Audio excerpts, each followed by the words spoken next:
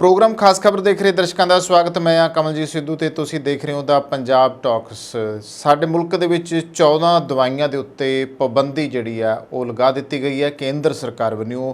आखिर क्यों पाबंदी लगाई, ये पिछे कारण की बनिया जिहड़ियां दवाइयां हुण तक असीं वरतदे रहे हैं।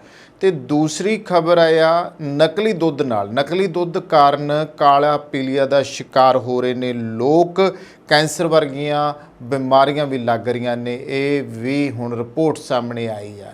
तो पहली खबर वाल आउने आ। पहली खबर के मुताबिक 14 दवाइयां की पिछले दिनों तो लगातार चर्चा छिड़ी हुई है कि भारत सरकार ने 14 अजिहियां दवाइयां सीगियां जिहड़ियां आम लोगों के वरतों विच, बुखार दे विच, खंघ जुकाम दे विच, इन्हां चीज़ां दे विच वरतियां जांदियां सीगियां, इन्हां बीमारियां लई वरतियां जांदियां सीगियां। उन 14 दवाइयां दे उत्ते पाबंदी लगाई गई है। क्यों लगाई पाबंदी? असल दे विच सारे पासे इस गल की चर्चा छिड़ी हुई है कि 14 दवाइयां जिहड़ियां हुण तक मैडिकल स्टोरां दे उत्ते विकदियां पईयां सीगियां, अचानक अजिही की गल बन गई कि भारत सरकार नूं उन 14 दवाइयां दे उत्ते पाबंदी लगाउणी पई है।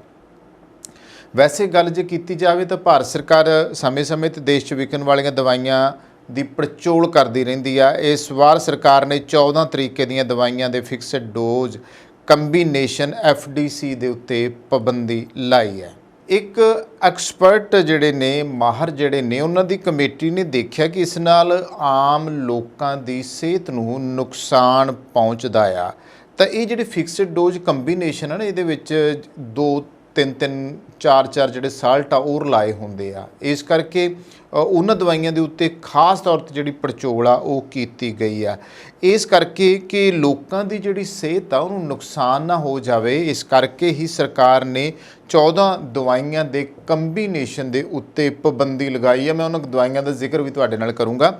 एक्सपर्ट कमेटी की कहती है, उन्होंने कहना है कि इन 14 फिक्स दवाई कंबीनेशन दे नाल लोकां दी सेहत नूं कोई फायदा हो रहा है, इसकी पुष्टि नहीं हो सकी तो ना ही इसका कोई जस्टिफिकेशन मिलिया है। इसलिए दवाई कंबीनेशन नूं बैन करन दा फैसला ले लिया है। हुण कंबीनेशन बारे तुहाडे मन च आउंदी होनी है कि कंबीनेशन हुंदा की है। तो मैं दस दियां कि आम तौर ते किसी FDC च जां 2 जां इस तो वध एक्टिव इनग्रीडियंट्स जिहड़े आ मिला के वो दवाई तैयार की जाती है। ये इनग्रीडियंट्स जिहड़े हुंदे ने एक फिक्स अनुपात विच मिलाए जाते हैं। उस अनुपात के आधार के उत्ते दवाई तैयार की जाती आ। मतलब किहड़ियां चीज़ां इनग्रीडियंट्स, मतलब किहड़ियां चीज़ां आपां पा सकते हैं, किहड़े तत्त जिहड़े ने वो पाए जा सकते हैं। सरकार ने इस नूं लैके जो नोटिफिकेशन जारी कीता आ, उस दे तहत भारत सरकार ने इस नूं लैके जो नोटिफिकेशन जारी कीता आ, उस दे हिसाब नाल जिहड़ी माहरां दी कमेटी है उसका कहना है एक तां इन्हां दवाई कंबीनेशन दे नाल सेहत लाभ होने का कोई भी पुख्ता सबूत नहीं मिलिया। दूजा, इस नाल मनुखी सेहत नूं जोखम दे विच पाउण दा खदशा भी वध रहा है। इसलिए सरकार ने वड्डे पैमाने ते मानवता दे हित च इन्हां दवाई कंबीनेशन नूं बैन करन दा फैसला कीता आ। सरकार दे ड्रग्स एंड कॉस्मैटिक एक्ट 1940 की धारा 26 दे अधीन FDC दी मैन्युफैक्चरिंग, सेल अते डिस्ट्रीब्यूशन दे उत्ते पाबंदी लगा दी गई है। हुण इन्हां दवाई कंबीनेशन के मरीज़ों ते इस्तेमाल नूं जस्टिफाई नहीं किया जा सकता। तो मैं दस दियां कि इस तो पहलां भी 344 के करीब FDC के उत्ते जिहड़ी पाबंदी है वो लगी है, क्योंकि पहलां सरकार देश विच 344 कैटेगरी की जिहड़ी FDC सी उहनूं बैन कर चुकी सी। हालांकि इन्हां चों कई मामलों दे विच कंपनियां ने सरकार के फैसले नूं वख-वख अदालतां दे विच चुनौती दी है। तो जिवें मैं जिक्र किया है कि इस तो पहला सरकार देश विच 344 कैटेगरी के FDC नूं बैन कर चुकी है। हालांकि इन्हां चों कई मामलों च कंपनियां ने सरकार के फैसले नूं वख-वख अदालतां विच चुनौती दी है। हुण भारत सरकार ने 14 तरह दीयां ये जिहड़ियां दवाइयां है तो पाबंदी तो लगा दी है। असीं आम देखते सीगे कि तुसीं किसी मैडिकल स्टोर ते चले जाओ, किसी डिस्पेंसरी चले जाओ, किसी RMP डॉक्टर कोले चले जाओ, ਇਹਨਾਂ 'ਚ ਬਹੁਤ ਸਾਰੀਆਂ ਦਵਾਈਆਂ ਅਜਿਹੀਆਂ ਸੀ ਜਿਹੜੀਆਂ ਉਹਨਾਂ ਕੋਲ ਪਈਆਂ ਸੀਗੀਆਂ ਤੇ ਅੱਗੇ ਕੀ ਹੁੰਦਾ ਸੀ, ਕਰੋਸਿਨ ਇੱਕ ਵੱਖਰੀ ਹੈ, ਪੈਰਾਸੀਟਾਮੋਲ ਇੱਕ ਵੱਖਰੀ ਹੈ। ਇਸੇ ਤਰ੍ਹਾਂ ਕੋਈ ਹੋਰ ਵੀ ਅਗਰ ਆਪਾਂ ਦਵਾਈ ਨਾਵਲਜੀਨ ਵਗੈਰਾ ਪਹਿਲਾਂ ਚੱਲਦੀਆਂ ਹੁੰਦੀਆਂ ਸੀਗੀਆਂ, ਉਹ ਸਾਰੀਆਂ ਵੱਖੋ ਵੱਖਰੀਆਂ ਸੀਗੀਆਂ।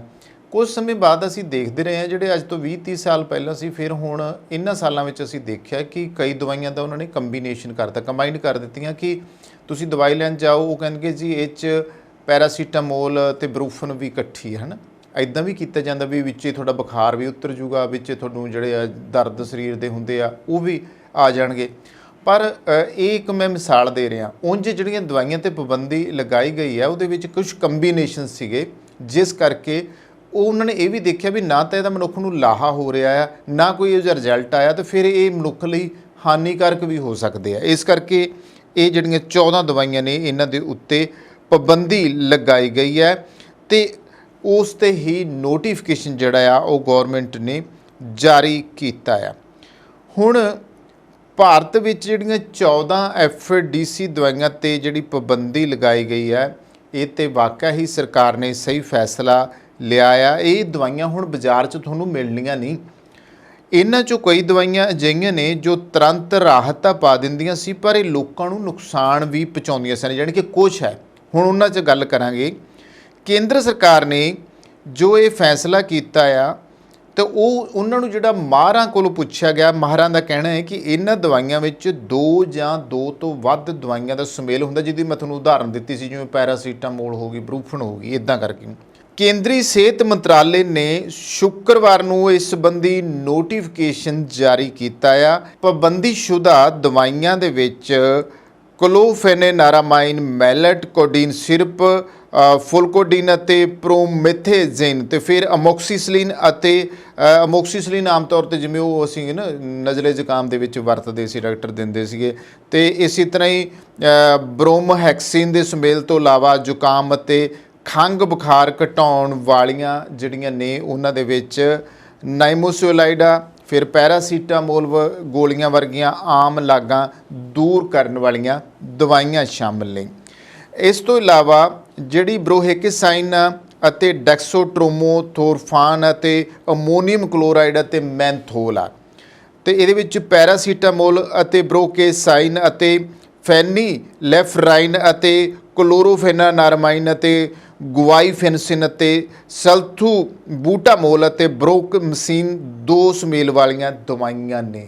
ਵੈਸੇ ਤੁਸੀਂ ਵੀ ਕਰ ਰਹੇ ਹੋ, ਦਵਾਈਆਂ ਦੇ ਨਾਂ ਲੈਣੇ ਡਾਕਟਰਾਂ ਨੂੰ ਸੌਖੇ ਹੁੰਦੇ ਬਈ, ਪੱਤਰਕਾਰ ਜਿਹੜੇ ਉਹ ਤਾਂ ਤੁਹਾਨੂੰ ਇੱਦਾਂ ਹੀ ਦੱਸਣਗੇ, ਠੀਕ ਹੈ। ਤਾਂ ਇਹਨਾਂ ਦਵਾਈਆਂ 'ਤੇ ਜਿਹੜੀ ਹੈ ਉਹ ਪਾਬੰਦੀ ਲਗਾਈ ਗਈ ਹੈ। ਹੁਣ ਇਹਨਾਂ ਦਾ ਕੰਬੀਨੇਸ਼ਨ ਮੈਂ ਥੋੜ੍ਹਾ ਤੁਹਾਨੂੰ ਦੱਸ ਦਿੰਦਾ ਨਾਲ ਨਾਲ, ਕਿਹਦਾ ਕੰਬੀਨੇਸ਼ਨ ਸੀਗਾ। ਨੀਮੋਸਲਾਈਡ ਦਾ ਸੀਗਾ ਪੈਰਾਸੀਟਾਮੋਲ ਦੇ ਨਾਲ, ਅਤੇ ਦੂਸਰਾ ਸੀਗਾ ਕਲੋਫੇਨਾਰਾਮਾਈਨ ਮੈਲਟ ਦਾ ਸੀਗਾ ਕੋਡੀਨ ਸਿਰਪ ਦੇ ਨਾਲ। ਇਸੇ ਤਰ੍ਹਾਂ ਹੀ ਫੁਲਕੋਡਾਈਨ ਦਾ ਜਿਹੜਾ ਸੀਗਾ ਕੰਬਾਈਨ ਸੀਗੀ ਪ੍ਰੋਮੋਥਾਜ਼ਿਨ ਦੇ ਨਾਲ। ਅਮੋਕਸੀਸਿਲਿਨ ਦਾ ਸੀਗਾ ਬਰੋਮੋਹੈਕਸਿਨ ਦੇ ਨਾਲ। ਇਸੇ ਤਰ੍ਹਾਂ ਬਰੋਮੋਹੈਕਸਿਨ ਦਾ ਇੱਕ ਹੋਰ ਦੇ ਨਾਲ ਸੀਗਾ, ਉਹ 3 ਸੀਗੀਆਂ, ਉਹ ਸੀ ਡੈਕਸੋਟ੍ਰੋਮੋਥੋਰਫਾਨ ਤੇ ਅਮੋਨੀਅਮ। ਤੇ ਇਸੇ ਤਰ੍ਹਾਂ ਜਿਹੜਾ ਕਲੋਰਾਈਡ ਦਾ ਸੀਗਾ ਉਹ ਮੈਂਥੋਲ ਦੇ ਨਾਲ ਸੀ, ਪੈਰਾਸੀਟਾਮੋਲ ਦਾ ਸੀਗਾ ਬਰੋਮੋਹੈਕਸਿਨ ਦੇ ਨਾਲ ਸੀ, ਤੇ ਫੈਨੀਲੇਫਾਈਨ ਦੇ ਨਾਲ ਸੀ। ਇਸੇ ਤਰ੍ਹਾਂ ਹੀ ਇਹਦੇ ਨਾਲ ਇੱਕ ਹੋਰ ਵੀ ਸੀਗਾ, ਉਹ ਸੀਗਾ ਇਹਦੇ ਵਿੱਚ ਹੀ, ਯਾਨੀ ਕਿ ਪੈਰਾਸੀਟਾਮੋਲ, ਬਰੋਮੋਹੈਕਸਿਨ, ਫੈਨੀਲੇਫਰਾਈਨ, ਕਲੋਰੋਫੇਨੇਰਾਮਾਈਨ ਤੇ ਗੁਆਈਫੋਨੋਸਿਨ ਅਤੇ ਸਲਬੂਟਾਮੋਲ ਅਤੇ ਬਰੋਹੈਕਸਿਨ। ਤਾਂ ਇਹ ਜਿਹੜੀਆਂ ਕੰਬੀਨੇਸ਼ਨ ਵਾਲੀਆਂ ਸੀ, ਜਿਹੜੀਆਂ ਮੈਂ ਹੁਣ ਤੁਹਾਡੇ ਸਾਹਮਣੇ ਕੀਤੀਆਂ, ਤਾਂ ਇਹ ਦਵਾਈਆਂ ਜਿਹੜੀਆਂ ਨੇ ਖਤਰਨਾਕ ਹੋ ਸਕਦੀਆਂ ਸਨ, ਅਤੇ ਇਹਨਾਂ ਮਿਸ਼ਰਤ ਦਵਾਈਆਂ ਦਾ ਕੋਈ ਇਲਾਜ ਜਿਹੜਾ ਆ ਜਾਇਜ਼ ਨਹੀਂ ਸੀਗਾ। ਹੁਣ ਵੈਸੇ ਸਰਕਾਰ ਨੇ ਬੇਸ਼ੱਕ ਇਹ 'ਤੇ ਪਾਬੰਦੀ ਲਗਾਈ ਹੈ, ਅਤੇ ਹੁਣ ਇਹ ਵੀ ਕਹਿਤਾ ਵੀ ਇਹ ਕਿਸੇ ਜਗ੍ਹਾ ਹੁਣ ਮਿਲਣਗੀਆਂ ਨਹੀਂ, ਉਪਲਬਧ ਨਹੀਂ ਹੋਣਗੀਆਂ, ਪਰ ਅੱਗੇ ਵੀ ਜਿਹੜੀਆਂ ਦਵਾਈਆਂ ਦੇ ਉੱਤੇ ਪਾਬੰਦੀ ਲਗਾਈ ਗਈ ਸੀਗੀ, ਅਸੀਂ ਦੇਖਦੇ ਰਹੇ ਹਾਂ, ਉਹ ਬਾਜ਼ਾਰਾਂ ਦੇ ਵਿੱਚ ਵੀ ਸ਼ਰੇਆਮ ਵਿਕਦੀਆਂ ਸੀ। ਇੱਥੋਂ ਤੱਕ ਕਿ ਕਈ ਜਿਹੜੀਆਂ ਡਿਸਪੈਂਸਰੀਆਂ ਸੀ ਉਹ ਉੱਥੇ ਪਾਬੰਦੀ ਦੇ ਬਾਵਜੂਦ ਵੀ ਮੌਜੂਦ ਰਹੀਆਂ। ਸਰਕਾਰ ਜਿਹੜੀ ਆ ਉੱਪਰੋਂ ਹਦਾਇਤਾਂ ਕਰ ਦਿੰਦੀ ਆ, ਥੱਲੇ ਬਹਿ ਕੇ ਆ ਕੇ ਨਾ ਜ਼ਮੀਨੀ ਪੱਧਰ 'ਤੇ ਜੇ ਹਕੀਕਤ ਵੇਖਣਾ ਚਾਹੇ ਤਾਂ ਉੱਥੇ ਆ ਕੇ ਪਤਾ ਲੱਗੂਗੀ ਕਿ ਜਿਹੜੀਆਂ ਦਵਾਈਆਂ ਦੀ ਹੁਣ ਪਾਬੰਦੀ ਲਗਾਈ ਹੈ 14 ਦੀ, ਇਹ ਪਹਿਲੀਆਂ ਦਵਾਈਆਂ ਵਾਂਗੂ ਜਦੋਂ ਪਹਿਲਾਂ ਵੀ ਪਾਬੰਦੀਆਂ ਲੱਗਦੀਆਂ ਰਹੀਆਂ ਪਿਛਲੇ ਸਾਲਾਂ ਦੇ ਵਿੱਚ ਜਾਂ ਬੀਤੇ ਜਿਹੜੇ ਸਾਲ ਉਹਨਾਂ 'ਚ ਪਾਬੰਦੀਆਂ ਲੱਗਦੀਆਂ ਰਹੀਆਂ, ਇਸ ਦੇ ਬਾਵਜੂਦ ਉਹ ਮੈਡੀਕਲ ਸਟੋਰਾਂ ਤੋਂ ਲੈ ਕੇ ਡਿਸਪੈਂਸਰੀਆਂ ਤੱਕ ਤੇ ਪੇਂਡੂ ਜਿਹੜੇ ਸਿਹਤ ਕੇਂਦਰ ਸੀ ਉੱਥੇ ਤੱਕ ਉਹ ਆਮ ਹੀ ਮਿਲਦੀਆਂ ਰਹੀਆਂ ਆ। ਇਸ ਲਈ ਇੱਕ ਵਿਆਪਕ ਜਨਤਕ ਹਿੱਤ ਵਿੱਚ ਡਰੱਗਸ ਐਂਡ ਕਾਸਮੈਟਿਕ ਐਕਟ 1940 ਦੀ ਧਾਰਾ ਦੀ ਗੱਲ ਕਰਦੇ ਹਾਂ ਕਿ 26 ਧਾਰਾ ਜਿਹੜੀ ਹੈ ਇਹਦੇ ਤਹਿਤ ਨਿਰਮਾਣ ਤੇ ਵੰਡ ਤੇ ਵਿਕਰੀ ਤੇ ਪਾਬੰਦੀ ਲਗਾਉਣੀ ਜ਼ਰੂਰੀ ਹੈ ਜਿਹਦਾ ਮਨੁੱਖਤਾ ਨੂੰ ਖਤਰਾ ਹੋਵੇ। ਅਜਿਹੀ ਹਰ ਦਵਾਈ ਦੇ ਉੱਪਰ ਉਸ ਦੀ ਫਾਰਮੂਲੇਸ਼ਨ ਭਾਵ ਜੈਨਰਿਕ ਨਾਮ ਲਿਖਿਆ ਹੁੰਦਾ ਹੈ ਤੇ ਇਹ ਸਪਸ਼ਟ ਤੌਰ ਤੇ ਦੱਸਦਾ ਹੈ ਕਿ ਇਹਨਾਂ ਦਵਾਈਆਂ ਦੇ ਸਾਲਟ ਦਾ ਮਿਸ਼ਰਣ ਕੀ ਹੈ। ਜਿਹੇ 'ਚ ਦਵਾਈਆਂ ਖਰੀਦਦੇ ਸਮੇਂ ਉਸ 'ਤੇ ਲਿਖਿਆ ਜਿਹੜਾ ਮਿਸ਼ਰਣ ਉਹ ਜ਼ਰੂਰ ਗੌਰ ਕਰਿਆ ਕਰੋ, ਸਾਲਟ ਦੇਖਿਆ ਕਰੋ। ਤਾਂ ਐਫਟੀਐਸਸੀ ਦਵਾਈਆਂ ਜਿਹੜੀਆਂ ਨੇ ਮੈਂ ਇੱਕ ਵਾਰੀ ਫੇਰ ਤੁਹਾਨੂੰ ਦੱਸ ਦੇਣਾ ਚਾਹੂੰਗਾ ਕਿ ਇੱਕ ਅਜਿਹੀ ਦਵਾਈ ਹੈ ਜਿਹੜੀ 2 ਜਾਂ 2 ਤੋਂ ਵੱਧ ਦਵਾਈਆਂ ਨੂੰ ਮਿਲ ਕੇ ਤਿਆਰ ਕੀਤੀ ਜਾਂਦੀ ਆ। ਇਹਨਾਂ ਨੂੰ ਕਾਕਟੇਲ ਡਰੱਗਸ ਵੀ ਕਿਹਾ ਜਾਂਦਾ ਆ। ਐਫਡੀਸੀ ਦਵਾਈ ਬਾਰੇ ਅਕਸਰ ਬਹਿਸ ਹੁੰਦੀ ਰਹੀ ਹੈ ਕਿ ਅਜਿਹੇ ਸੰਯੋਗ ਜਿਹੜੇ ਆ ਉਹ ਬਣਾਏ ਜਾਣੇ ਚਾਹੀਦੇ ਆ ਜਾਂ ਨਹੀਂ। ਅਮਰੀਕਾ ਤੇ ਕਈ ਯੂਰਪੀ ਦੇਸ਼ਾਂ ਵਿੱਚ ਐਫਡੀਸੀ ਦਵਾਈਆਂ ਦੀ ਬਹੁਤਾਤ ਉੱਤੇ ਪਾਬੰਦੀ ਹੈ। ਮੰਨਿਆ ਜਾਂਦਾ ਹੈ ਕਿ ਭਾਰਤ ਵਿੱਚ ਐਫਡੀਸੀ ਦਵਾਈਆਂ ਜਿਹੜੀਆਂ ਨੇ ਉਹ ਸਭ ਤੋਂ ਵੱਧ ਵਿਕਦੀਆਂ ਨੇ। 2016 ਦੀ ਇੱਥੇ ਗੱਲ ਕਰ ਲੈਂਦੇ ਆ। ਸਰਕਾਰ ਨੇ ਸੁਪਰੀਮ ਕੋਰਟ ਦੁਆਰਾ ਗਠਿਤ ਇੱਕ ਮਾਹਰ ਕਮੇਟੀ ਦੀ ਸਿਫਾਰਿਸ਼ ਤੇ 344 ਮਿਸ਼ਰਤ ਦਵਾਈਆਂ ਦੇ ਨਿਰਮਾਣ, ਵੰਡ ਅਤੇ ਵਿਕਰੀ ਤੇ ਪਾਬੰਦੀ ਦਾ ਐਲਾਨ ਕੀਤਾ ਸੀ। ਸਰਕਾਰੀ ਹੁਕਮਾਂ ਵਿੱਚ ਕਿਹਾ ਗਿਆ ਸੀ ਕਿ ਇਹ ਦਵਾਈਆਂ ਕਿਸੇ ਵਿਗਿਆਨਕ ਅੰਕੜਿਆਂ ਦੇ ਮਰੀਜ਼ਾਂ ਨੂੰ ਵੇਚੀਆਂ ਜਾਂਦੀਆਂ ਨੇ। ਇਹ ਦਵਾਈ ਨਿਰਮਾਤਾਵਾਂ ਦੇ ਸਰਕਾਰ ਦੇ ਇਸ ਹੁਕਮ ਨੂੰ ਸੁਪਰੀਮ ਕੋਰਟ ਦੇ ਵਿੱਚ ਚੁਣੌਤੀ ਦਿੱਤੀ ਸੀ। ਮੌਜੂਦਾ 14 ਪਾਬੰਦੀਸ਼ੁਦਾ ਦਵਾਈਆਂ ਉਸੇ 344 ਦਵਾਈਆਂ ਦਾ ਹਿੱਸਾ ਆ। ਪਰ ਹੁਣ ਜੋ ਮਰਜ਼ੀ ਹੋਵੇ, ਬੇਸ਼ੱਕ ਸਰਕਾਰ ਨੇ ਪਾਬੰਦੀ ਲਗਾਈ ਆ, ਫਿਰ ਮੈਂ ਉਹੀ ਗੱਲ ਕਰਦਾ ਆ ਕਿ ਇਹ ਜ਼ਮੀਨੀ ਹਕੀਕਤ ਜਿਹੜੀ ਆ ਇਹ ਆਉਣ ਵਾਲੇ ਦਿਨਾਂ 'ਚ ਪਤਾ ਲੱਗੂਗੀ ਕਿ ਵਾਕਿਆ ਹੀ ਪਾਬੰਦੀ ਜਿਹੜੀ ਲਗਾਈ ਗਈ ਹੈ ਉਹ ਦਵਾਈਆਂ ਬੈਨ ਹੋ ਚੁੱਕੀਆਂ ਨੇ ਜਾਂ ਨਹੀਂ। ਇਸ ਤੋਂ ਪਹਿਲਾਂ ਸਰਕਾਰ ਦੇਸ਼ 'ਚ 344 ਕੈਟਾਗਰੀ ਦੇ ਐਫਡੀਐਸਸੀ ਜਿਵੇਂ ਮੈਂ ਜ਼ਿਕਰ ਕੀਤਾ ਕਿ ਬੈਨ ਕਰ ਚੁੱਕੀ ਆ। ਹਾਲਾਂਕਿ ਇਹਨਾਂ 'ਚੋਂ ਕਈ ਮਾਮਲਿਆਂ 'ਚ ਕੰਪਨੀਆਂ ਨੇ ਸਰਕਾਰ ਦੇ ਫੈਸਲੇ ਨੂੰ ਵੱਖ-ਵੱਖ ਅਦਾਲਤਾਂ ਵਿੱਚ ਚੁਣੌਤੀ ਦਿੱਤੀ ਆ। ਪਰ ਇੱਕ ਵੱਡੀ ਗੱਲ ਸਿਫਤ ਕਰਨੀ ਬਣਦੀ ਆ ਕਿ ਜੇ ਮਨੁੱਖਤਾ ਦੇ ਲਈ ਇਹ ਚੀਜ਼ਾਂ ਘਾਤਕ ਹੋ ਸਕਦੀਆਂ ਨੇ, ਉਹਨਾਂ ਦਾ ਕੋਈ ਖਤਰਨਾਕ ਰਿਜ਼ਲਟ ਆ ਸਕਦਾ, ਤਾਂ ਬੈਟਰ ਹੈ ਕਿ ਜੋ ਸਰਕਾਰ ਨੇ ਕਦਮ ਚੱਕਿਆ ਉਸ ਦਾ ਸਵਾਗਤ ਕਰਨਾ ਬਣਦਾ ਆ। ਕੈਮੀਕਲ ਵਾਲੇ ਨਕਲੀ ਦੁੱਧ ਦੇ ਨਾਲ ਲੋਕਾਂ ਨੂੰ ਹੋ ਰਿਹਾ ਕਾਲਾ ਪੀਲੀਆ ਤੇ ਕੈਂਸਰ। ਇਹ ਪੰਜਾਬ ਦੀ ਰਿਪੋਰਟ ਹੈ, ਹੈਰਾਨ ਕਰ ਦੇਣ ਵਾਲੀ ਹੈ। ਦੁੱਧ ਦੀਆਂ ਨਦੀਆਂ ਵਾਲੇ ਦੇਸ਼ ਦੇ ਵਿੱਚ ਦੁੱਧ ਜਿੰਨਾ ਚਿੱਟਾ ਓਨਾ ਉਸ ਦਾ ਕਾਲਾ ਧੰਦਾ ਹੋ ਰਿਹਾ ਆ ਔਰ ਲੋਕ ਇੰਨਾ ਦੁੱਧ ਜਿਹੜਾ ਆ ਉਹ ਢੋਲਾਂ ਵਾਲਿਆਂ ਤੋਂ ਲੈ ਕੇ ਡੇਅਰੀਆਂ ਤੋਂ ਲੈ ਕੇ ਜੋ ਅਸੀਂ ਦੇਖਦੇ ਆ ਲੈ ਕੇ ਪੀਂਦੇ ਆ। ਘਰਾਂ ਦੇ ਵਿੱਚ ਸਪਲਾਈ ਆਉਂਦੀ ਸ਼ਹਿਰੀਆਂ ਨੂੰ ਤੇ ਸ਼ਹਿਰੀ ਇਹ ਸੋਚਦੇ ਆ ਕਿ ਪਿੰਡਾਂ 'ਚੋਂ ਦੁੱਧ ਹੀ ਆ ਰਿਹਾ, ਭਾਈ ਦੁੱਧ ਚੰਗਾ ਲਿਆ ਰਿਹਾ ਹੋਣਾ ਹੈ। ਇਸੇ ਤਰ੍ਹਾਂ ਮਹੱਲਿਆਂ ਦੇ ਵਿੱਚ ਰਹਿਣ ਵਾਲੇ ਲੋਕ ਵੀ ਇਹ ਸੋਚਦੇ ਆ। ਤੇ ਦੂਸਰੇ ਪਾਸੇ ਜਿਹੜਾ ਕੰਪਨੀਆਂ ਦਾ ਦੁੱਧ ਆਉਂਦਾ ਆ, ਕੋਈ ਚਾਹੇ ਵੇਰਕਾ ਕੰਪਨੀ ਆ, ਚਾਹੇ ਕੋਈ ਅਮੁੱਲ ਕੰਪਨੀ ਆ, ਚਾਹੇ ਕੋਈ ਬਾਬਾ ਕੰਪਨੀ ਆ ਤੇ ਚਾਹੇ ਕੋਈ ਇੱਦਾਂ ਦੀਆਂ ਹੋਰ ਕੰਪਨੀਆਂ ਨੇ ਜਿਨ੍ਹਾਂ ਦੇ ਦੁੱਧ ਅਸੀਂ ਪੈਕਟਾਂ ਵਿੱਚ ਦੇਖਦੇ ਹਾਂ ਤੇ ਉਹਨਾਂ ਦੇ ਭਾਅ ਵੀ ਲਿਖੇ ਹੁੰਦੇ ਆ। ਪਰ ਕੁੱਲ ਮਿਲਾ ਕੇ ਜਿਹੜੇ ਢੋਲਾਂ ਦੇ ਵਿੱਚ ਦੁੱਧ ਹੀ ਲੈ ਕੇ ਆਉਂਦੇ ਆ, ਉਹਨਾਂ ਜਿੰਨੇ ਵੀ ਘਰਾਂ 'ਚੋਂ ਸਪਲਾਈ ਕਰਦੇ ਉਸ ਦੁੱਧ ਦੇ ਉੱਤੇ ਅਸੀਂ ਕਿੰਨਾ ਕੁ ਯਕੀਨ ਕਰ ਸਕਦੇ ਹਾਂ। ਹਾਲਾਤ ਕੀ ਹੁੰਦੇ ਆ ਕਿ ਬਹੁਤ ਸਾਰੀਆਂ ਖਬਰਾਂ ਸਾਡੇ ਸਾਹਮਣੇ ਆਈਆਂ, ਬਹੁਤ ਸਾਰਾ ਕੁਛ ਇੱਦਾਂ ਦਾ ਹੋਇਆ ਕਿ ਜਿਸ ਨੂੰ ਅਸੀਂ ਜਦੋਂ ਸੁਣਦੇ ਸੀ ਜਾਂ ਦੇਖਦੇ ਸੀ ਦੰਗ ਰਹਿ ਜਾਂਦੇ ਸੀ ਕਿ ਬਹੁਤ ਵਾਰੀ ਜਦੋਂ ਘਰ ਦੀਆਂ ਸਵਾਣੀਆਂ ਨੇ ਉਹ ਦੁੱਧ ਉਬਾਲੇ ਤੇ ਦੁੱਧ ਜਿਹੜੇ ਸੀਗੇ ਉਹ ਬਿਲਕੁਲ ਹੀ ਰਬੜ ਬਣ ਗਏ। ਉਹਦੇ ਵਿੱਚੋਂ ਇੱਕ ਜਿਹੜੀ ਤਾਰ ਸੀ ਦੁੱਧ ਉਬਾਲਦਿਆਂ ਸਾਰੀ ਉਹ ਬਾਹਰ ਜਿਵੇਂ ਰਬੜ ਖਿੱਚਦੇ ਹੁੰਦੇ ਫੇਵੀਕੋਲ ਦੀ ਜਿਵੇਂ ਸੁੱਕ ਜਾਂਦੀ ਨਾ ਰਬੜ, ਉਸ ਤਰੀਕੇ ਉਹ ਜਿਹੜਾ ਦੁੱਧ ਸੀਗਾ ਉਹ ਬਣਨਾ ਸ਼ੁਰੂ ਹੋ ਗਿਆ। ਦੂਸਰਾ ਅਸੀਂ ਇਹ ਦੇਖਿਆ ਕਿ ਆਮ ਤੌਰ ਦੇ ਉੱਤੇ ਜਦੋਂ ਘਰਾਂ ਦੇ ਵਿੱਚ ਜਿਨ੍ਹਾਂ ਦੇ ਪਸ਼ੂ ਲਵੇਰੇ ਰੱਖੇ ਸੀਗੇ ਉਹਨਾਂ ਨੂੰ ਹੀ ਪਤਾ ਆ, ਬੇਸ਼ੱਕ ਉਹ ਸਾਡੇ ਵਰਗੇ ਕੋਈ ਸ਼ਹਿਰਾਂ ਵਿੱਚ ਰਹਿਣ ਲੱਗ ਪਏ ਆ, ਪਰ ਉਹਨਾਂ ਨੂੰ ਪਤਾ ਸੀ ਕਿ ਅਸਲੀ ਦੁੱਧ ਜਿਹੜਾ ਕਿਸੇ ਪਸ਼ੂ ਲਵੇਰੇ ਦਾ ਸੀ, ਚਾਹੇ ਉਹ ਗਾਂ ਦਾ ਸੀ, ਚਾਹੇ ਉਹ ਮੱਝ ਦਾ ਸੀ, ਚਾਹੇ ਉਹ ਬੱਕਰੀ ਦਾ ਸੀ ਦੁੱਧ, ਉਹ ਸਾਨੂੰ ਪਤਾ ਹੁੰਦਾ ਸੀ ਵੀ ਇਹ ਦੁੱਧ ਦਾ ਤੇ ਉਹਦੀ ਸ਼ੁੱਧਤਾ, ਉਹਦਾ ਜਿਹੜਾ ਦੁੱਧ ਦੇ ਉੱਤੇ ਮਲਾਈ ਆਉਣੀ, ਜਿਹੜਾ ਉਹਦਾ ਚਿੱਟਾਪਣ ਸੀ, ਜਿਹੜੀ ਉਹਦੀ ਪਿਓਰਟੀ ਸੀ, ਉਹ ਸਾਨੂੰ ਪਤਾ ਹੁੰਦੀ ਸੀ ਪਿੰਡਾਂ ਵਾਲਿਆਂ ਨੂੰ। ਪਰ ਸ਼ਹਿਰ ਦੇ ਵਿੱਚ ਆ ਕੇ ਬਹੁਤ ਸਾਰੀਆਂ ਚੀਜ਼ਾਂ ਸਾਡੇ ਵੀ ਦੇਖਣ ਵਿੱਚ ਆਈਆਂ ਕਿ ਜਦੋਂ ਡੇਅਰੀਆਂ ਤੋਂ ਦੁੱਧ ਲਿਆਉਂਦੇ ਆ ਜਾਂ ਫਿਰ ਬਹੁਤ ਵਾਰੀ ਇਹ ਹੁੰਦਾ ਹੈ ਕਿ ਇਹ ਦੁੱਧ ਜਿਹੜਾ ਢੋਲੀਆਂ ਵਾਲਿਆਂ ਕੋਲ ਲੈਂਦੇ ਆ, ਦੋਧੀਆਂ ਕੋਲ ਲੈਂਦੇ ਆ, ਜਦੋਂ ਉਹ ਦੁੱਧ ਲਿਆ ਜਾਂਦਾ ਹੈ ਤੇ ਬਿਨਾਂ ਉਬਾਲੇ ਜੇ ਕਿਤੇ ਅੱਧਾ ਘੰਟਾ ਪਿਆ ਰਹਿ ਜੇ ਕਿਤੇ ਤੁਹਾਡੀ ਨਜ਼ਰ ਪੈ ਜੇ ਨਾ ਉਸ ਦੁੱਧ ਦੇ ਉੱਤੇ ਤਾਂ ਕੈਮੀਕਲ ਲਾਏ ਪਤਾ ਲੱਗ ਜਾਂਦੇ ਆ, ਕਿਉਂਕਿ ਉਹ ਦੁੱਧ ਉੱਤੇ ਜਾਂ ਤਾਂ ਹਰੇ ਰੰਗ ਦੀ ਜਾਂ ਫਿਰ ਨੀਲੇ ਰੰਗ ਦੀ ਜਾਂ ਫਿਰ ਹਲਕੀ ਗੁਲਾਬੀ ਰੰਗ ਦੀ ਜਿਹੜੀ ਨਾ ਉੱਪਰ ਇੱਕ ਝਲਕ ਨਜ਼ਰ ਆਉਂਦੀ ਆ। ਉਹ ਹੈਰਾਨੀ ਆਉਂਦੀ ਹੈ ਵੀ ਦੁੱਧ ਐਂ ਕਿਉਂ ਰੰਗ ਦੇ ਰਿਹਾ, ਨੀਲਾ, ਪੀਲਾ, ਹਰਾ ਜਾਂ ਗੁਲਾਬੀ, ਇੱਦਾਂ ਦੀ ਭਾਅ ਕਿਉਂ ਮਾਰਦਾ। ਉਹ ਭਾਅ ਜਿਹੜੀ ਮਾਰਦਾ ਉਸ ਤੋਂ ਸਾਫ਼ ਜ਼ਾਹਿਰ ਹੈ ਕਿ ਦੁੱਧ ਜਿਹੜਾ ਆ ਉਹ ਅਸਲੀ ਨਹੀਂ। ਹੁਣ ਜਿਵੇਂ ਅੱਗੇ ਹੁੰਦਾ ਸੀਗਾ ਪਿੰਡਾਂ ਦੇ ਵਿੱਚ ਪਸ਼ੂ ਲਵੇਰਾ ਬਹੁਤ ਸੀਗਾ, ਪਸ਼ੂ ਧਨ ਪੰਜਾਬ ਕੋਲ ਵੀ ਬਹੁਤ ਸੀ, ਹਰਿਆਣੇ ਕੋਲ ਵੀ ਬਹੁਤ ਸੀਗਾ। ਅਤੇ ਜਦੋਂ ਗਰਮੀਆਂ ਆਉਂਦੀਆਂ ਸੀਗੀਆਂ ਅਤੇ ਅਕਸਰ ਜਿਹੜੇ ਪਸ਼ੂ ਸੀਗੇ ਉਹ ਸਿਆਲ ਤਾਂ ਦੁੱਧ ਦਿੰਦੇ ਸੀਗੇ, ਅਤੇ ਗਰਮੀਆਂ ਦੇ ਵਿੱਚ ਜਿਹੜਾ ਦੁੱਧ ਸੀਗਾ ਉਹ ਪਸ਼ੂ ਦੁੱਧ ਦੇਣ ਨੂੰ ਭੱਜ ਜਾਂਦੇ ਸੀ। ਕਹਿੰਦੇ ਵੀ ਦੁੱਧ ਘਟ ਗਿਆ। ਗਰਮੀਆਂ 'ਚ ਹੁੰਦਾ ਸੀ ਜ਼ਾਹਰ ਕਿ ਦੁੱਧ ਜਿਹੜਾ ਸੀ ਉਹ ਘਟ ਜਾਂਦਾ ਸੀ। ਹਾਂ ਠੀਕ ਆ, ਕੁਛ ਪਸ਼ੂ ਜਿਹੜੇ ਉਹ ਗਰਮੀਆਂ 'ਚ ਸੂਏ ਆ ਉਹ ਦਿੰਦੇ ਰਹਿੰਦੇ ਸੀ, ਪਰ ਜਿਹੜੇ ਬਾਕੀ ਪਸ਼ੂ ਸੀ ਜਿਹੜੇ ਸਿਆਲ ਦੀ ਰੁੱਤ ਤਾਂ ਦੁੱਧ ਦਿੰਦੇ ਸੀਗੇ। ਅਤੇ ਮੁੜ ਕੇ ਇਹ ਹੁੰਦਾ ਸੀਗਾ ਕਿ ਬਹੁਤ ਵਾਰੀ ਬਹੁਤੇ ਘਰਾਂ ਦੇ ਵਿੱਚ ਸੂਏ ਤੋਂ ਪਹਿਲਾਂ ਤੱਕ, ਜਿਵੇਂ ਅਸੀਂ ਕਹਿੰਦੇ ਡੋਕੇ ਵੀ ਉਹਦੇ ਚੋਣ ਵਾਲੀ ਗੱਲ ਸੀਗੀ, ਇੱਦਾਂ ਪਸ਼ੂਆਂ ਨੂੰ ਚੋ ਲਿਆ ਜਾਂਦਾ ਸੀ, ਪਰ ਫਿਰ ਵੀ ਚਲੋ ਘਰ ਦਾ ਦੁੱਧ ਮਿਲਦਾ ਸੀਗਾ। ਫਿਰ ਅਸੀਂ ਇਹ ਵੀ ਦੇਖਿਆ ਕਿ ਪਿੰਡਾਂ ਦੇ ਵਿੱਚ ਉਦੋਂ ਤੋਂ ਲੈ ਕੇ ਅਤੇ ਅੱਜ ਤੱਕ ਕਈ ਪਸ਼ੂਆਂ ਦੇ ਜਿਹੜੇ ਫਲ ਸੀਗੇ, ਜਾਣੀ ਕਿ ਕੱਟਾ ਕੱਟੀ, ਵੱਛਾ ਵੱਛੀ ਜਿਹੜੇ ਸੀਗੇ ਉਹ ਮਰ ਜਾਂਦੇ ਸੀਗੇ, ਮੱਝਾਂ ਜਾਂ ਗਾਵਾਂ ਦੇ। ਤਾਂ ਫਿਰ ਕੀ ਹੁੰਦਾ ਸੀਗਾ ਵੀ ਕਈ ਵਾਰੀ ਕਹਿੰਦੇ ਸੀ ਜੀ ਮੱਝ ਭਾੜੇ 'ਤੇ ਪਾਤੀ ਹੈ। ਭਾੜਾ ਕੀ ਹੁੰਦਾ ਸੀਗਾ ਕਿ ਪਸ਼ੂ ਦੇ ਮੂਹਰੇ ਜਿਹੜੇ ਪੱਠੇ ਪਾਏ ਆ, ਮੱਝ ਚੋਣ ਲੱਗਿਆ ਜਾਂ ਗਾਂ ਚੋਣ ਲੱਗਿਆ, ਉਹਦੇ ਉੱਤੇ ਥੋੜ੍ਹਾ ਜਿਹਾ ਆਟਾ ਜਿਹੜਾ ਸੀ ਉਹ ਧੂੜ ਲਿਆ ਜਾਂਦਾ ਸੀ, ਜਾਂ ਉਹਨੂੰ ਪੇੜਾ ਦਿੱਤਾ ਜਾਂਦਾ ਸੀ, ਜਾਂ ਉਹਨੂੰ ਗੁੜ ਦੀ ਡਲੀ ਦਿੱਤੀ ਜਾਂਦੀ ਸੀ, ਕਿਉਂਕਿ ਫਿਰ ਉਹ ਪਸ਼ੂ ਨੂੰ ਜਿਹੜਾ ਸੀਗਾ ਥੋੜ੍ਹਾ ਜਿਹਾ ਉਹ ਰਿਲੈਕਸ ਹੋ ਜਾਂਦਾ ਸੀ, ਕਿਉਂਕਿ ਇੱਕ ਤਾਂ ਉਹਦਾ ਬੱਚਾ ਜਿਹੜਾ ਸੀਗਾ ਉਹ ਤੋਂ ਦੂਰ ਹੋ ਗਿਆ ਜਾਂ ਫਿਰ ਉਹ ਮਰ ਗਿਆ ਹੈ ਨਾ। ਅਤੇ ਉਸ ਕਰਕੇ ਕੀ ਹੁੰਦਾ ਸੀਗਾ ਕਿ ਉਹ ਪਸ਼ੂ ਜਿਹੜਾ ਸੀ ਪਹਾੜ 'ਤੇ ਗਿੱਝ ਜਾਂਦਾ ਸੀਗਾ।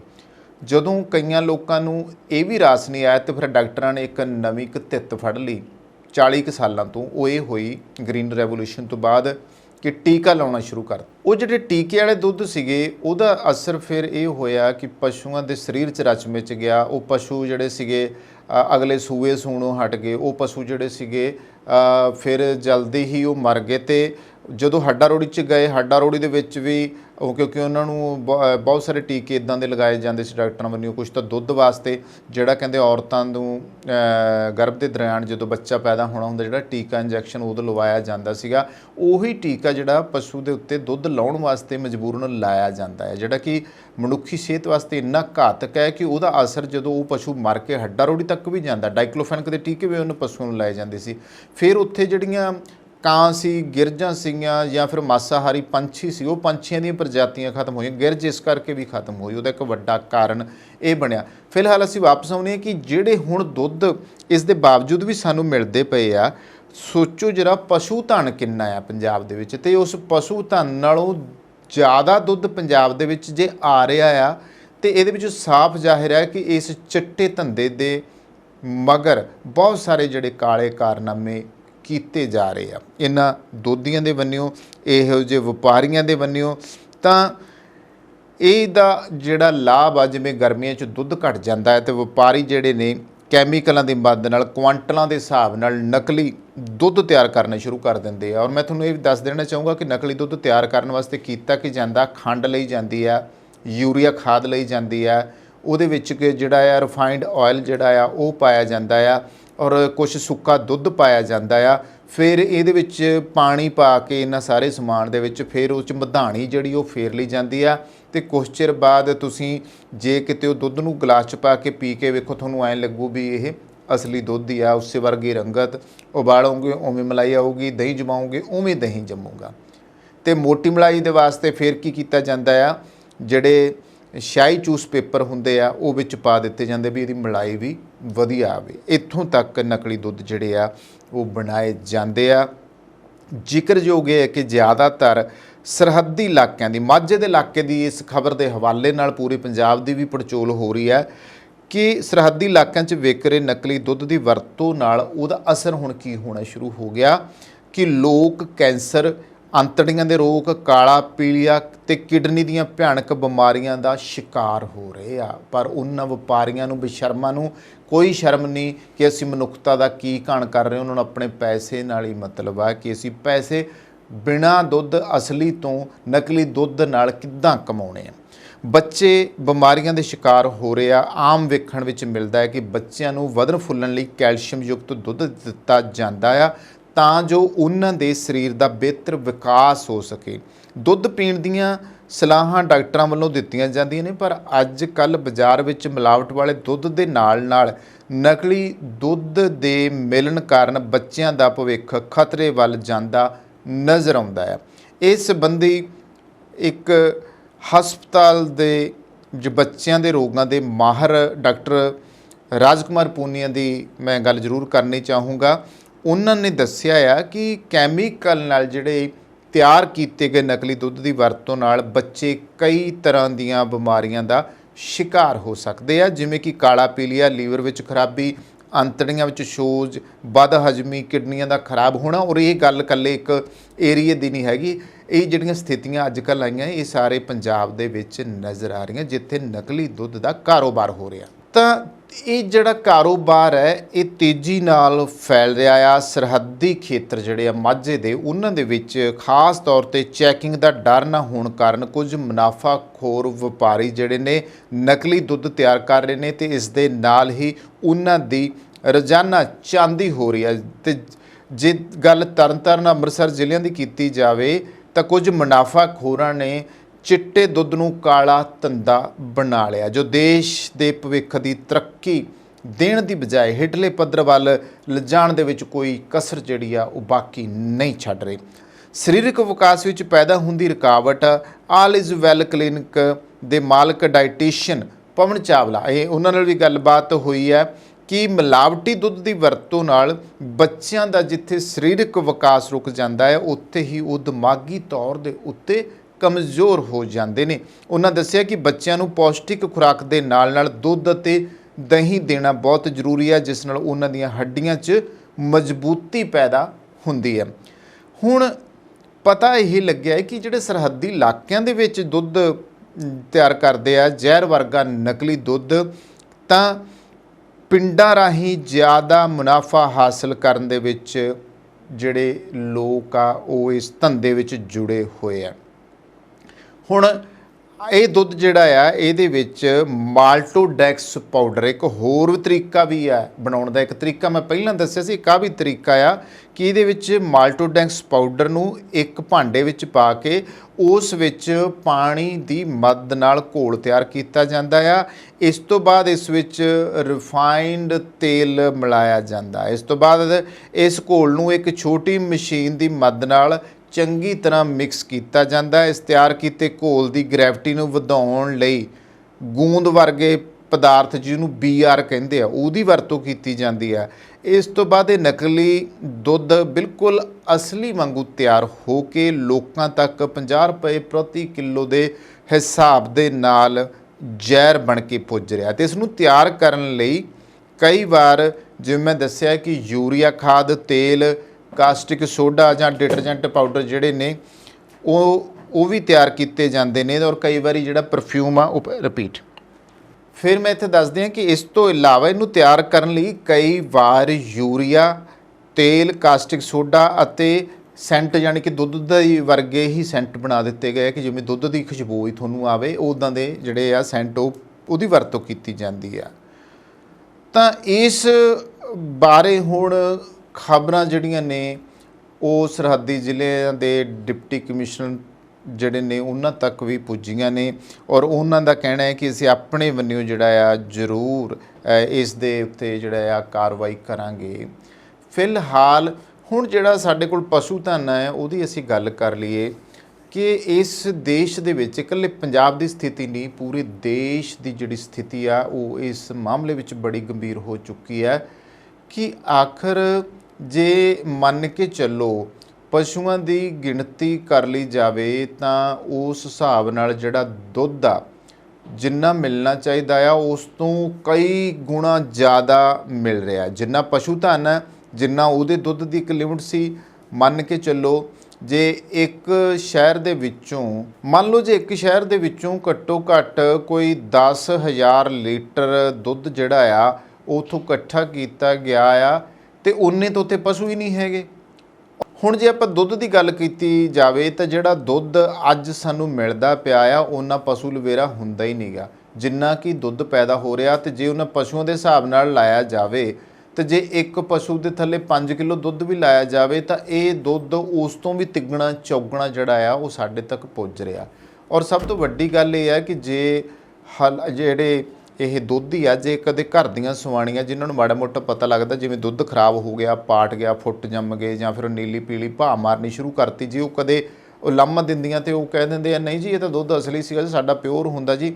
ਤੇ ਜੋ ਕੋਈ ਸਾਡੇ ਵਰਗਾ ਕਹਿ ਦੇ ਵੀ ਅਸੀਂ ਸ਼ਿਕਾਇਤ ਕਰਾਂਗੇ ਤੁਹਾਡੀ, ਤੇ ਉਹ ਕਹਿਣਗੇ ਜੀ ਜਾਓ ਜਿਹਨੂੰ ਮਰਜ਼ੀ ਕਰ ਲਓ। ਕਿਉਂਕਿ ਹਰੇਕ ਜ਼ਿਲ੍ਹੇ ਵਿੱਚ, ਹਰੇਕ ਇਲਾਕੇ ਦੇ ਵਿੱਚ ਹੁਣ ਤੱਕ ਬੇਈਮਾਨੀ ਹੁੰਦੀ ਆਈ ਆ ਕਿ ਜਿਨ੍ਹਾਂ ਨੇ ਇਹ ਜਾਂਚ ਕਰਨੀ ਸੀਗੀ, ਜਿੱਥੇ ਦੁੱਧ ਦੇ ਸੈਂਪਲ ਭਰਨ ਵਾਲਿਆਂ ਨੇ ਆਉਣਾ ਸੀਗਾ, ਉਹ ਮਹਿਕਮੇ ਤਾਂ ਹਮੇਸ਼ਾ ਇਹੋ ਜਿਹੇ ਵਪਾਰੀਆਂ ਕੋਲੋਂ, ਇਹੋ ਜਿਹੇ ਲੋਕਾਂ ਕੋਲੋਂ, ਇਹੋ ਜਿਹੇ ਠੱਗਾਂ ਕੋਲੋਂ ਜਿਹੜੇ ਆ ਉਹ ਭੱਤਾ ਮਹੀਨਾ ਲੈਂਦੇ ਰਹੇ ਆ। ਇਸ ਕਰਕੇ ਲੋਕਾਂ ਦੀ ਸਿਹਤ ਨਾਲ ਖਿਲਵਾੜ ਹੋਇਆ ਸੀ। ਔਰ ਇੱਕ ਮਸਲਾ ਆ ਸਾਡੇ ਮੁਲਕ ਦੇ ਵਿੱਚ ਕਿ ਵਿਦੇਸ਼ਾਂ ਦੇ ਵਿੱਚ ਇਹੋ ਜਿਹੀ ਜਿਹੜੀ ਆ ਨਕਲੀ ਚੀਜ਼ ਬਣਾਉਣ ਵਾਲੇ ਜਾਂ ਜਿਹੜੀ ਮਿਲਾਵਟ ਕਰਨ ਵਾਲੇ ਆ ਜਾਂ ਫਿਰ ਇਸ ਤਰ੍ਹਾਂ ਦੀਆਂ ਕਮੀਨੀਆਂ ਹਰਕਤਾਂ ਕਰਨ ਵਾਲੇ ਆ, ਜੇ ਬਾਹਰਲੇ ਮੁਲਕਾਂ ਦੀਆਂ ਸਰਕਾਰਾਂ ਨੂੰ ਉਹਨਾਂ ਦੇ ਬਾਰੇ ਪਤਾ ਲੱਗਦਾ ਨਾ, ਤੇ ਇਹੋ ਜਿਹੇ ਲੋਕਾਂ ਵਾਸਤੇ ਤਾਂ ਮੌਤ ਦੀ ਸਜ਼ਾ ਹੁੰਦੀ ਹੈ। ਸਾਡੇ ਇੱਥੇ ਕੋਈ ਇਹੋ ਜਿਹੀ ਗੱਲ ਨਹੀਂ ਹੈਗੀ ਕਿ ਇਹੋ ਜਿਹੇ ਲੋਕਾਂ ਨੂੰ ਮੌਤ ਦੀ ਸਜ਼ਾ ਦਿੱਤੀ ਜਾਵੇ। ਉਹਦਾ ਕਾਰਨ ਕੀ ਹੈ ਕਿ ਵਿਦੇਸ਼ ਵਿੱਚ ਇਸ ਕਰਕੇ ਸਖਤ ਨਿਯਮ ਨੇ ਕਿਉਂਕਿ ਉੱਥੋਂ ਦੀਆਂ ਸਰਕਾਰਾਂ ਦਾ ਕਹਿਣਾ ਆ ਕਿ ਜਿਹੜੇ ਲੋਕ ਨਕਲੀ ਸਮਾਨ ਤਿਆਰ ਕਰਦੇ ਆ, ਮਿਲਾਵਟਖੋਰੀ ਦਾ ਜਿਹੜਾ ਧੰਦਾ ਕਰਦੇ ਆ, ਅਜਿਹੇ ਲੋਕ ਜਿਹੜੇ ਆ ਉਹ ਇੱਕ ਜ਼ਿੰਦਗੀ ਨਹੀਂ, ਉਹ ਕਈ ਜ਼ਿੰਦਗੀਆਂ ਤਬਾਹ ਕਰ ਰਹੇ ਹੁੰਦੇ ਆ। ਇਸ ਕਰਕੇ ਇਹੋ ਜਿਹੇ ਮੁਨਾਫਾਖੋਰਾਂ ਦੀ ਜਿਹੜੀ ਆ ਉਹ ਇਸੇ ਤਰ੍ਹਾਂ ਹੀ ਅਗਰ ਪਾਸੇ ਇਹਨਾਂ ਨੂੰ ਹਟਾ ਦਿੱਤਾ ਜਾਵੇ ਜਾਂ ਉਮਰ ਕੈਦ ਦੀ ਸਜ਼ਾ ਦਿੱਤੀ ਜਾਵੇ ਤਾਂ ਕਿ ਉਹ ਫਿਰ ਮੁੜ ਕੇ ਕਦੇ ਸਮਾਜ ਵਿੱਚ ਆ ਕੇ ਹਰਕਤ ਨਾ ਕਰਨ। ਪਰ ਸਾਡੇ ਇੱਥੇ ਕੌਣ, ਸਾਡੇ ਤਾਂ ਜਿਹੜੇ ਪੱਤਾ ਲੈਣ ਵਾਲੇ, ਮਹੀਨਾ ਖਾਣ ਵਾਲੇ, ਹਫ਼ਤਾ ਖਾਣ ਵਾਲੇ ਆ, ਉਹਨਾਂ ਨੇ ਤਾਂ ਇਹੋ ਜਿਹਿਆਂ ਨੂੰ ਖੁੱਲ੍ਹ ਦਿੱਤੀ ਹੋਈ ਆ।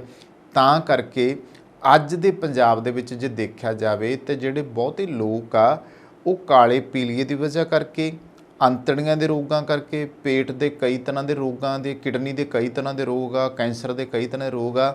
ਔਰ ਜੇ ਕਿਤੇ ਪੂਰੀ ਪੜਚੋਲ ਕਰਕੇ ਉਹਨਾਂ ਦੇ ਪ੍ਰੀਖਣ ਕਰਕੇ ਸਾਹਮਣੇ ਲਿਆਂਦਾ ਜਾਵੇ ਤਾਂ ਇੱਕ ਬਲਾਸਟ ਹੋਊਗਾ, ਕਿਉਂਕਿ ਇੱਕ ਵੱਡਾ ਕਾਰਨ ਦੁੱਧ ਵੀ ਆ। ਹੁਣ ਇੱਥੇ ਆਯੁਰਵੈਦ ਵਾਲਿਆਂ ਦੀ ਗੱਲ ਕਰਦੇ ਹਾਂ। ਕਈ ਡਾਈਟੀਸ਼ੀਅਨ ਜਾਂ ਆਯੁਰਵੈਦ ਵਾਲੇ ਆ, ਅੱਗੇ ਅਸੀਂ ਕਹਿੰਦੇ ਸੀ ਕਿ ਦੁੱਧ ਪੀਓ, ਘਿਓ ਖਾਓ, ਹੁਣ ਉਹ ਹੀ ਮਨਾ ਕਰਨ ਲੱਗ ਗਏ। ਉਹ ਕਹਿੰਦੇ ਬਈ ਦੁੱਧ ਪੀਓ ਹੀ ਨਾ।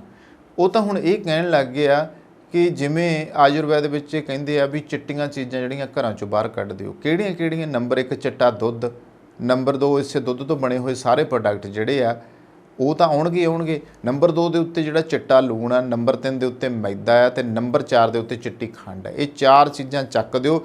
ਦੁੱਧ ਤੋਂ ਬਣਿਆ ਕੋਈ ਵੀ ਪ੍ਰੋਡਕਟ ਆ ਉਹ ਕਹਿੰਦੇ ਤੁਸੀਂ ਨਾ ਵਰਤੋ। ਪਤਾ ਨਹੀਂ ਉਹ ਕਿੱਦਾਂ ਬਣ ਕੇ ਆਇਆ ਤੇ ਤੁਸੀਂ ਉਹਦਾ ਦਹੀਂ ਵੀ ਜਮਾ ਰਹੇ ਹੋ, ਤੁਸੀਂ ਆਪਣੇ ਜਣੇ ਉਹ 'ਚੋਂ ਘਿਓ ਕੱਢਣ ਦੀ ਕੋਸ਼ਿਸ਼ ਵੀ ਕਰਦੇ ਹੋ। ਕਈਆਂ ਨੇ ਮਲਾਈਆਂ ਜਿਹੜੀਆਂ ਉਹਨੂੰ ਰਿੜਕ ਕੇ ਉਹਦੇ ਵਿੱਚੋਂ ਘਿਓ ਕੱਢਦੇ ਆ, ਔਰ ਜਦੋਂ ਤੁਸੀਂ ਤੁਹਾਨੂੰ ਜਿਹੜਾ ਉਹ ਅਸਲੀ ਉਹ ਸਵਾਦ ਆਉਂਦਾ ਹੀ ਨਹੀਂ। ਸੋ ਇਹ ਵੱਡੇ ਪੱਧਰ ਦੇ ਉੱਤੇ ਪੰਜਾਬ ਸਰਕਾਰ ਨੂੰ ਖਾਸ ਤੌਰ 'ਤੇ ਜਿਹੜਾ ਆ ਉਹ ਧਿਆਨ ਦੇਣਾ ਚਾਹੀਦਾ ਆ ਕਿ ਜਿੱਥੇ ਵੀ ਦੁੱਧ ਦਾ ਨਕਲੀ ਧੰਦਾ ਹੋ ਰਿਹਾ ਆ, ਇਹੋ ਜਿਹੇ ਠੱਗਾਂ ਨੂੰ, ਇਹੋ ਜਿਹੇ ਬੇਈਮਾਨਾਂ ਨੂੰ ਜੋ ਆਪਣੀ ਸਮਾਜ ਦੀ ਸਿਹਤ ਨਾਲ ਖਿਲਵਾੜ ਕਰ ਰਿਹਾ, ਉਹਨਾਂ ਦੇ ਵਾਸਤੇ ਸਖਤ ਤੋਂ ਸਖਤ ਸਜ਼ਾ ਹੋਣੀ ਚਾਹੀਦੀ ਆ।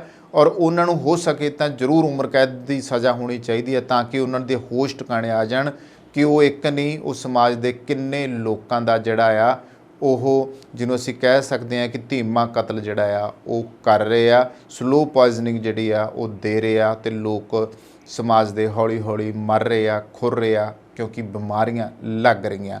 ਉਮੀਦ ਹੈ ਕਿ ਤੁਸੀਂ ਜਿਹੜੇ ਦੁੱਧ ਸ਼ਹਿਰਾਂ 'ਚ ਲੈਣ ਵਾਲੇ ਹੋ, ਤੁਸੀਂ ਦੁੱਧ ਜਿਹੜੇ ਪਿੰਡਾਂ 'ਚ ਲੈਣ ਵਾਲੇ ਹੋ, ਡੇਅਰੀਆਂ ਤੋਂ ਲੈਣ ਵਾਲੇ ਹੋ ਜਾਂ ਫਿਰ ਢੋਲੀਆਂ ਤੋਂ ਲੈਣ ਵਾਲੇ ਹੋ, ਇੱਕ ਵਾਰੀ ਜ਼ਰੂਰ ਇੰਨੀ ਕੋਸ਼ਿਸ਼ ਕਰੋ ਕਿ ਕੋਈ ਜਿਹੜਾ ਲੈਬੋਰਟਰੀਆਂ 'ਚ ਜਿੱਥੇ ਟੈਸਟ ਕਰਾਏ ਜਾਂਦੇ ਆ, ਜਿਹਦੇ ਦੋਧੀ ਕੋਲ ਵੀ ਲੈਂਦੇ ਹੋ, ਇਹ ਗੱਲ ਨੂੰ ਪੱਕੀ ਧਾਰ ਲਓ, ਤੁਸੀਂ ਉਹਦਾ ਟੈਸਟ ਜ਼ਰੂਰ ਕਰਵਾਉਣਾ ਹੈ ਅਤੇ ਉਸ ਦੋਧੀ ਦੀ ਅਸਲੀਅਤ ਤੁਹਾਡੇ ਸਾਹਮਣੇ ਆ ਜਾਊਗੀ। ਸੋ ਦੋਸਤੋ, ਇਹ ਸੀ 2 ਖਬਰਾਂ ਜਿਨ੍ਹਾਂ ਦੇ ਉੱਤੇ ਗੱਲਬਾਤ ਕੀਤੀ। ਇੱਥੇ ਹੀ ਸਮਾਪਤ ਕਰਦੇ ਹਾਂ। ਕੈਮਰਾ ਪਰਸਨ ਜਸ਼ਨਦੀਪ ਦੇ ਨਾਲ ਕਮਲਜੀਤ ਸਿੱਧੂ, ਦਾ ਪੰਜਾਬ ਟਾਕਸ।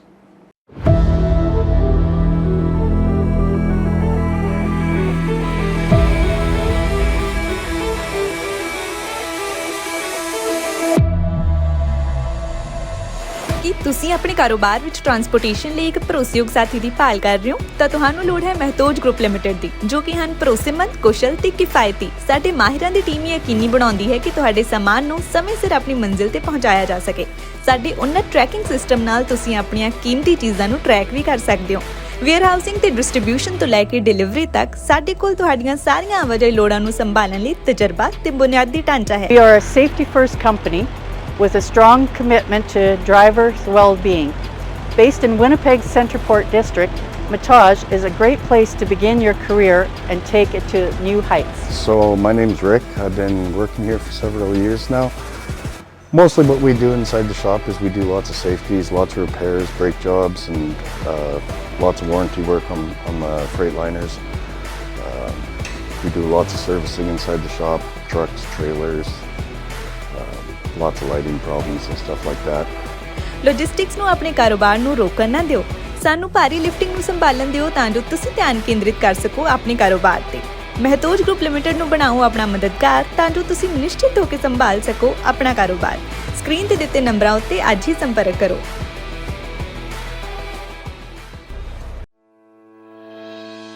ਜਦੋਂ ਯੂਐਸ ਅਤੇ ਕੈਨੇਡਾ ਵਿਚਕਾਰ ਸਰਹੱਦ ਪਾਰ ਸ਼ਿਪਿੰਗ ਦੀ ਗੱਲ ਆਉਂਦੀ ਹੈ ਤਾਂ ਤੁਹਾਨੂੰ ਲੋੜ ਹੈ ਅਜਿਹੀ ਕੰਪਨੀ ਦੀ ਜਿਸ ਤੇ ਤੁਸੀਂ ਭਰੋਸਾ ਕਰ ਸਕੋ, ਜਿਸ ਕੋਲ ਕੰਮ ਨੂੰ ਸਹੀ ਢੰਗ ਨਾਲ ਕਰਨ ਦਾ ਅਨੁਭਵ, ਮੁਹਾਰਤ ਅਤੇ ਸਰੋਤ ਹੋਣ।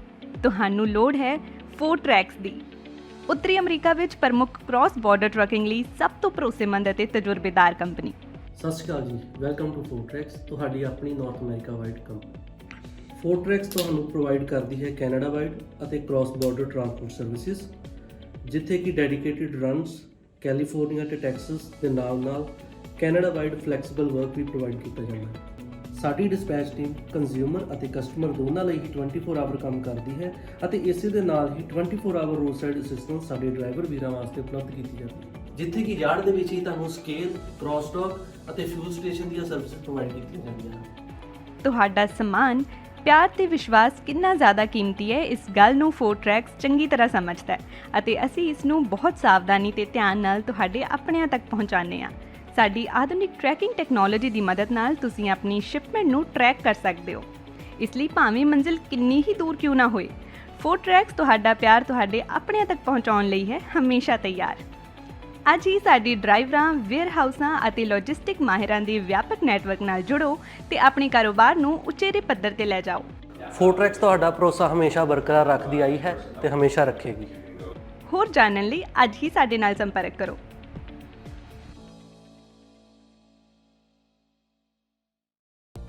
Bed hair day? Don't worry, ਅਸੀਂ ਤੁਹਾਡੀ ਹਰ ਜ਼ਰੂਰਤ ਨੂੰ ਸਮਝਦੇ ਹਾਂ। ਸ਼ਹਿਰ ਦੀ ਸਭ ਤੋਂ ਵਧੀਆ ਤੇ ਬਜਟ ਫ੍ਰੈਂਡਲੀ ਹੇਅਰ ਸੈਲੂਨ ਵਿੱਚ ਤੁਹਾਡਾ ਸਵਾਗਤ ਹੈ। ਸਤਿ ਸ਼੍ਰੀ ਅਕਾਲ ਜੀ, ਮੈਂ ਹਾਂ ਰਮਨ। ਸਤਿ ਸ਼੍ਰੀ ਅਕਾਲ ਜੀ, ਮੈਂ ਹਾਂ ਜਸ ਆਰਜੇ ਹੇਅਰ ਸਲੂਨ ਤੋਂ। ਸਾਡੇ ਟੈਲੈਂਟਡ ਸਟਾਈਲਿਸਟ ਤੁਹਾਨੂੰ ਆਪਣੀ ਪਸੰਦ ਅਨੁਸਾਰ ਹੇਅਰ ਕੱਟ, ਕਲਰ ਅਤੇ ਸਟਾਈਲ ਦਿੰਦੇ ਨੇ ਜੋ ਤੁਹਾਡੀ ਲੁੱਕ ਨੂੰ ਸੂਟ ਕਰਦਾ ਹੈ। ਇਸ ਲਈ ਸਿਰਫ ਉੱਚ ਗੁਣਵੱਤਾ ਵਾਲੇ ਪ੍ਰੋਡਕਟਸ ਦਾ ਇਸਤੇਮਾਲ ਕੀਤਾ ਜਾਂਦਾ ਹੈ ਤਾਂ ਜੋ ਤੁਹਾਡਾ ਸਟਾਈਲ ਤੇ ਖੂਬਸੂਰਤੀ ਰਹੇ ਹਮੇਸ਼ਾ ਬਰਕਰਾਰ।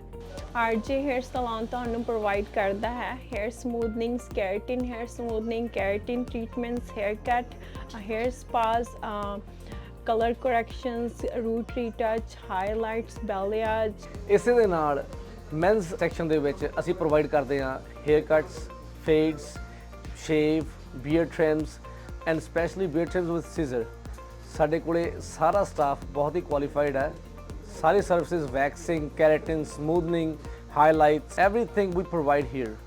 ਅਸੀਂ ਗਾਰੰਟੀ ਦਿੰਦੇ ਹਾਂ ਕਿ ਸੈਲੂਨ ਤੋਂ ਬਾਹਰ ਨਿਕਲਦੇ ਸਾਰ ਤੁਸੀਂ ਮਹਿਸੂਸ ਕਰੋਗੇ ਥੋੜਾ ਜ਼ਿਆਦਾ ਖੂਬਸੂਰਤ, ਥੋੜਾ ਹੋਰ ਜ਼ਿਆਦਾ ਕੌਨਫੀਡੈਂਟ। ਸਤਿ ਸ਼੍ਰੀ ਅਕਾਲ ਜੀ, ਮੇਰਾ ਨਾਮ ਹੈ ਮਨਵੀਰ ਸਿੰਘ ਤੇ ਮੈਂ ਬਰੈਂਪਟਨ ਤੋਂ ਮੂਵ ਹੋਇਆ ਸੀ ਵਿਨੀਪੈਗ ਤੇ ਮੈਂ ਸਰਚ ਕਰਦਾ ਸੀਗਾ ਬੈਸਟ ਹੇਅਰ ਸਲੂਨ ਇਨ ਵਿਨੀਪੈਗ ਤੇ ਮੈਨੂੰ ਪਹਿਲੇ ਨੰਬਰ ਤੇ ਆਇਆ ਆਰਜੇ ਹੇਅਰ ਸਲੂਨ। ਸਤਿ ਸ਼੍ਰੀ ਅਕਾਲ ਜੀ, ਮੇਰਾ ਨਾਮ ਹੈ ਤਰੁਣ। ਮੈਂ ਤੁਹਾਨੂੰ ਰეკਮੈਂਡ ਕਰਾਂਗਾ ਕਿ ਆਰਜੇ ਹੇਅਰ ਸਲੂਨ ਤੇ ਆਓ ਤੇ ਇੱਥੇ ਤੁਹਾਨੂੰ ਆਪਣੇ ਹਰ ਤਰ੍ਹਾਂ ਦੀ ਹੇਅਰ ਸਟਾਈਲਿੰਗ ਔਰ ਬੀਅਰਡ ਸਟਾਈਲਿੰਗ ਮਿਲ ਜੇਗੀ। Hi, my name is Lindsay. I've been coming to RJ Hair Salon since they opened up 4 years ago, and Jazz has always been fantastic with my hair. ਅਸੀਂ ਸਿਰਫ hair cut ਨਹੀਂ ਕਰਦੇ ਬਲਕਿ ਤੁਹਾਡੀ ਖੂਬਸੂਰਤੀ ਸੰਵਾਰਦੇ ਹਾਂ, ਕਿਉਂਕਿ ਸਾਡਾ ਮੰਨਣਾ ਹੈ ਜਦੋਂ ਤੁਸੀਂ ਖੁਦ ਨੂੰ ਚੰਗੇ ਲੱਗਦੇ ਹੋ ਤਾਂ ਤੁਹਾਨੂੰ ਸਭ ਚੰਗਾ ਲੱਗਦਾ ਹੈ। Your own saloon, your own style. ਤਾਂ ਇਸ ਨਾਲ ਹੀ ਸਾਡੀ ਅਨਦਰ ਆਰਜੇ ਹੇਅਰ ਸਲੂਨ ਦੀ ਬ੍ਰਾਂਚ ਓਪਨ ਹੋ ਰਹੀ ਹੈ, ਜਿਹਦੀ ਕਿ ਲੋਕੇਸ਼ਨ ਆ 601 ਮਨਰੋ ਐਵਨਿਊ। ਤਾਂ ਤੁਸੀਂ ਉੱਥੇ ਵੀ ਜ਼ਰੂਰ ਵਿਜ਼ਿਟ ਕਰ ਸਕਦੇ ਹੋ। ਈਸਟ ਦੇ ਵਿੱਚ ਰਹਿੰਦੇ ਕਸਟਮਰਸ ਲਈ ਨੇੜੇ ਆ ਤੇ ਸਾਡਾ ਕੰਟੈਕਟ ਨੰਬਰ ਆ 2049988959 ਆਪਣੇ ਵਾਲਾਂ ਦੀ ਸਕਿਨ ਨੂੰ ਦਿਓ ਇੱਕ ਨਵੀਂ ਪਹਿਚਾਨ। ਅੱਜ ਹੀ ਕਾਲ ਕਰੋ ਜਾਂ ਵਿਜ਼ਿਟ ਕਰੋ RJ Hair Salon।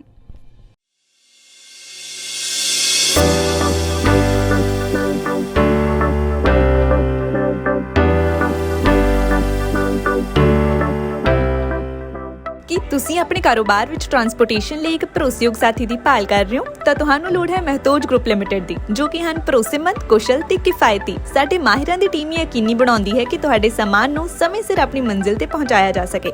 ਸਾਡੇ ਉੱਨਤ ਟਰੈਕਿੰਗ ਸਿਸਟਮ ਨਾਲ ਤੁਸੀਂ ਆਪਣੀਆਂ ਕੀਮਤੀ ਚੀਜ਼ਾਂ ਨੂੰ ਟਰੈਕ ਵੀ ਕਰ ਸਕਦੇ ਹੋ।